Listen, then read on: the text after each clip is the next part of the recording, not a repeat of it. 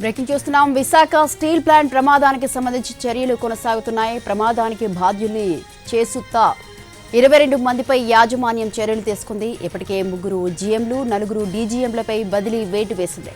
సస్పెన్షన్కు గురైన వారిలో SMS1, SMS2 quality insurance technology డిపార్ట్మెంట్లో ఉద్యోగులను బాధ్యుల్ని చేసింది యాజమాన్యం.